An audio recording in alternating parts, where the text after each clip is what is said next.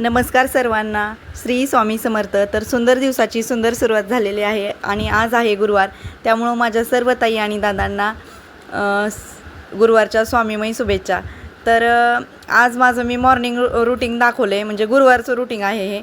तर मला साखळी पारायणाबद्दल तर मी मागच्या व्हिडिओत तुम्हाला सांगितलं आहे.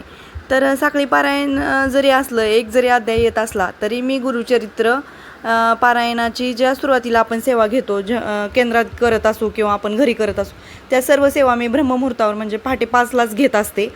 तर त्या सेवा कोणत्या, तर स्वामी स्तवन घेते, नंतर अथर्वशीर्ष घेते, नित्यसेवेचे 3 अध्याय घेते, नंतर 11 माळी स्वामी जप घेते, त्याच्यानंतर स्वामी स्तवनानंतर 1 माळ स्वामी जप घेते, त्याच्यानंतर गायत्री मंत्र घेते, महामृत्युंजय जप घेते, 9 मंत्र घेते आणि नंतर जो मला अध्याय आलेला आहे तो अध्याय मी वाचत असते. तशी जवळजवळ 1-1.5 तासाची ही सेवा आहे आणि ती मी ब्रह्ममुहूर्तावरच करत असते. फक्त साखळी पारायण आहे म्हणून मी फक्त जो आला आहे तो अध्याय वाचत नाही.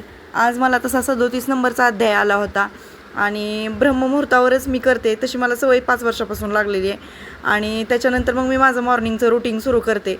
त्याच्यामुळं 5 ते 6:30 या वेळात माझी ही सेवा होऊन जाते आणि त्याच्यानंतर मग जप वगैरे होतो. तसं तर मी 5-6 मिनटातच तुम्हाला माझा व्हिडिओ म्हणजे अपलोड केला आहे, 5-6 मिनटाचा एडिट करून.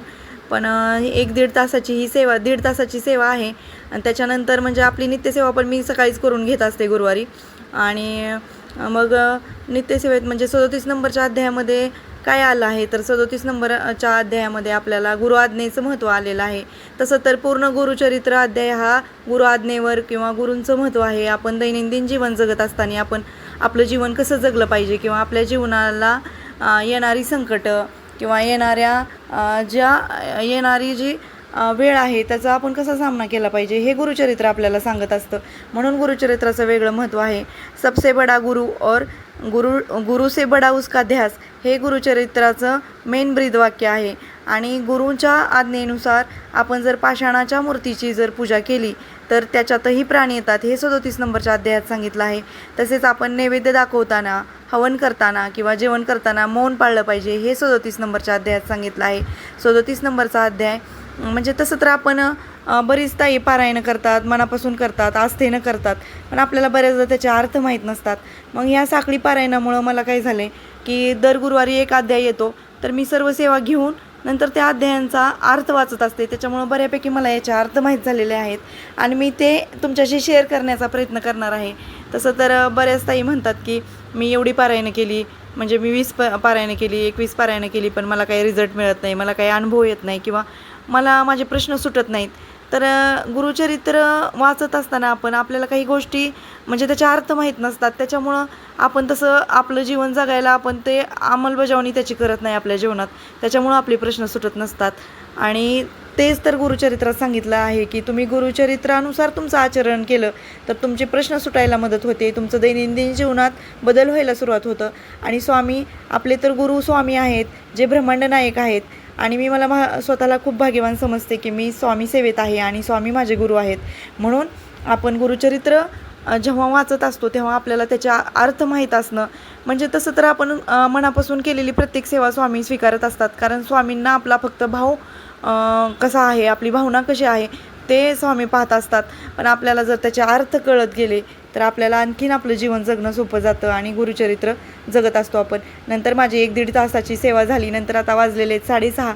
त्याच्यानंतर माझी रोजचीच आहे ही सेवा की मी पंचमहायज्ञ करत असते. म्हणजे पंचमहायज्ञ म्हणजे काय, तर आपण गाईला घास देणं किंवा मुंग्यांना साखर देणं किंवा भुकेलेला अन्न देणं किंवा आपल्या गॅसवर म्हणजे अग्नीमध्ये तुपाचं हवन करणं, हे पंचमहायज्ञ आहेत. त्यांच्यापैकी एक म्हणजे आता गाई सकाळी काही मिळत नाही किंवा मुंग्या कुठं शोधायच्या किंवा कुठल्या भुकेलेला सकाळी सकाळी पाहत बसायचं. त्याच्यामुळं मी का नाही अग्नीमध्ये 2 थेंब तुपाचे हे करत असते. म्हणजे गॅसची पूजा करून अग्नीमध्ये 2 थेंब गॅसचे म्हणजे अग्नीमध्ये देत असते अग्निदेवतेला. आणि त्याच्यानंतर गॅसचे ऋण मानून आपण म्हणजे गॅसचे ऋण पण मानले पाहिजेत, कारण गॅसवर आपण आपलं अन्न शिजवून खात असतो आणि आपली उपजीविका करत असतो. म्हणून अग्निदेवतेचं ऋण मानणं याला पण पंचमहायज्ञांपैकी एक यज्ञ मानलं जातं.